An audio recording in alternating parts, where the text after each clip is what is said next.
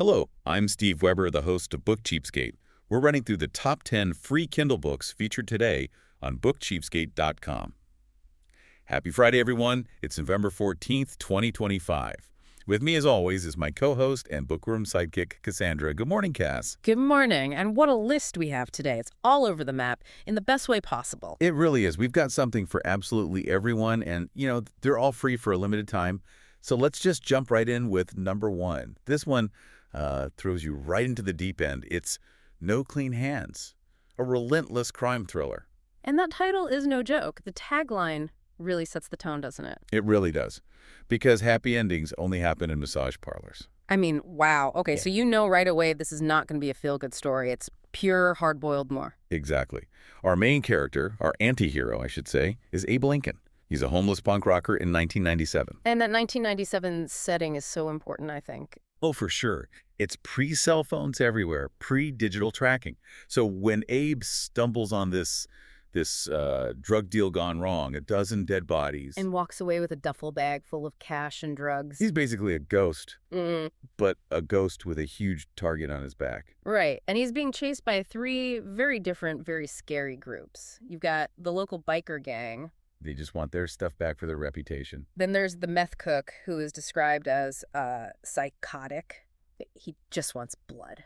And then, you have the police who just want an easy answer, a neat end to a messy case, and Abe is the perfect scapegoat. It's just this gritty, raw story set on the sweat-stained streets of Southern California. The comparisons to Winter's Bone or Savages make perfect sense. The place itself is the threat. Absolutely. Okay, so from that dark, gritty world, let's do a complete 180 for book number 2. This is The Modern Girl's Guide to Magic. Which is a paranormal witches and wizards romance, a much lighter vibe. Just a bit. So our main character is a witch who calls herself a magical disaster. You know the type. Her magic just sort of blows up in her face constantly. So to cope, she's made 3 very simple rules for her life. And I love these rules. 1, never get involved with magic, which is, tough for a witch. A little tricky, yeah. 2, do not enter the big magical competition for a huge fortune. And 3, the big one, do not fall for Kellen Hawthorne. The sexy billionaire maid she hates, of course. Of course. And you just know from the moment you read those rules that she's going to have to break every single one of them. And she does. To save her family's potion shop, Seaside Spells, in this little town called Charming Cove. It sounds like pure, fun, frothy, romantic comedy, ancient pubs, and foul-mouthed familiars. I'm sold. Me too. Okay, let's move on to number 3, which brings the stakes right back up. It's called The Pilot's Daughter. An action thriller, and the setup here is just brilliant. It's so tense. So our protagonist is Cora. She's a young widow, an ER nurse, and a mom. And she is terrified of flying. Right, because her husband died in a helicopter crash. Just a horrible backstory. Awful. But she has to get on this flight, Pacific Air 385, from Seattle to Honolulu, and halfway across the ocean. The plane is hijacked. Yep. 6 people are dead right away, including both of the pilots. Just a nightmare scenario. You're trapped thousands of feet in the air with no one to fly the plane. But then comes the twist. The twist. Cora is a pilot's daughter. Ah, there it is. The accidental hero who has this one specific skill set that nobody knows about. And she has to work with the detective who just happens to be sitting next to her, a guy named Kyle Adams, to try and save everyone on board. I love that. It's not just a disaster story. It becomes a procedural in the sky. What a great hook. A fantastic hook. All right, from the sky back down to Silicon Valley for number 4. This is a 3-book set, The Alvarez Family Murder Mysteries. Humorous, cozy mysteries. My favorite. You can't go wrong. Our detective is Lee Alvarez. She's a PI, and the book calls her the cute, 2-legged kind of ferret. Which is such a great description. Half Latina, half WSP, and apparently 100% detective.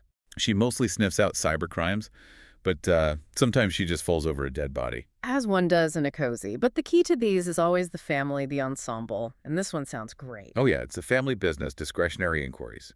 It's her mother who's never had a bad hair day, I love that. her computer genius brother, her gourmet chef uncle, and even the cat, Tugger. See, that's the charm. It's not just about the murder, it's about the family dynamic. And the first case is a perfect example. Her mom guilts her into tailing some guy who, how does it put it, makes Danny DeVito look tall, dark, and handsome. Huh. And then, of course, he gets killed while she's watching him. And she finds an abandoned kitten.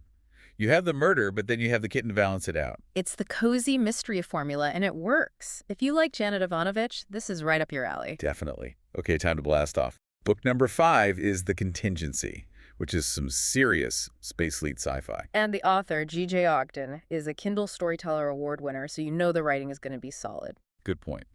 So the story follows Captain Taylor Ray. He's commanding a deep space recon crew, and their mission is to hunt for ghosts, basically. Remnants of this alien enemy, the Hidalt, who were supposedly defeated a long time ago. It sounds like a pretty boring gig, but the pay is incredible. We're talking 10 years worth of pay for just 4 years out in the black. There's always a catch with a deal that good. Always. And the catch here is huge. Captain Ray picks up a signal, follows it, and finds out that everything he's been told is a lie. Let me guess. The war isn't over. The war didn't end. It hasn't even started. Wow. Okay, so that's a huge twist. The promise of action, mystery, and a conspiracy on a massive scale. That's a great sci-fi hook. It's a fantastic hook.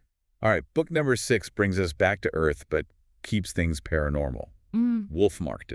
This is urban fantasy. Werewolves and shifter suspense. And the origin story for our heroine is pretty unique. She's just an ordinary girl working as a waitress. Until she backs her car over a werewolf. A couple of times. To be fair, he was trying to murder her. It was self-defense. Vehicular self-defense. And now she has magic, and she's being hunted by a cult of rogue wolves. And her protector, the one person who can keep her safe, is Jackson Laurel, the alpha of the Chicago Pack.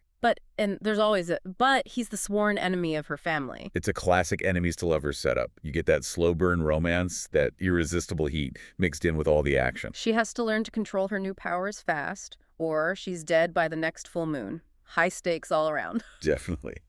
Now, for something completely different with book number 7, we're getting into time travel. This is Killing Time in Georgia. A historical mystery with a time travel twist. The author is a USA Today bestseller, too. Our main character is Georgia Bell, a police dispatcher from 2023. And suddenly, poof, she's in 1920 Savannah. Exactly. The roaring 20s, prohibition, all of it. And she has to team up with a 1920s detective, Sam Bohannon, to solve a mystery. Which is always a fun dynamic, the modern person trying to work with historical constraints. But there's more to it, right? Yeah, the case they're working on has personal ties to her own future. So she's not just solving a crime, she's potentially saving her own timeline. That really raises the stakes. It's not just a fish out of water story. Very cool. Very. Okay, number 8 is a genre we haven't hit yet. A sweet romantic comedy called Cabin Fresh. And this one is hitting all the classic tropes. Brother's best friend. And a lifelong, unrequited crush. We have Rachel, who's been in love with Max her whole life, and Max is her brother's best friend, who's just become single. And of course, they get stuck together for Christmas, the family cabin, the perfect setup for forced proximity. The perfect setup. But there's history. They kissed once in high school, and it ended badly. And her brother has made it clear she is off limits. So you have all this tension, all this flirting, but these walls they can't cross. It's all about that delicious, unspoken yearning. The will they, won't they, in a cozy, snowy cabin. It's a recipe for a perfect sweet romance. Absolutely. Now for number 9. We're back to the paranormal, but with a different flavor. The Vampire and the Case of the Wayward Werewolf. Which is a great title. This sounds like paranormal magical realism. Our hero is a newly turned vampire with an eidetic memory.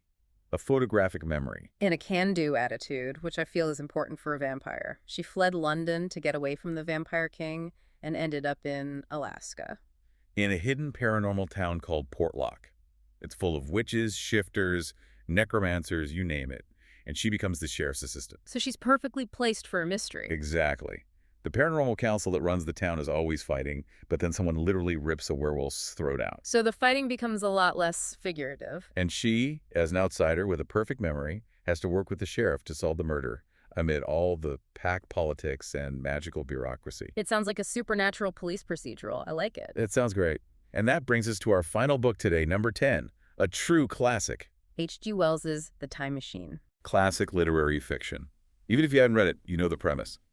The time traveler builds a machine and goes hundreds of thousands of years into the future. And what he finds is, well, it's not the utopia he expected. Not at all.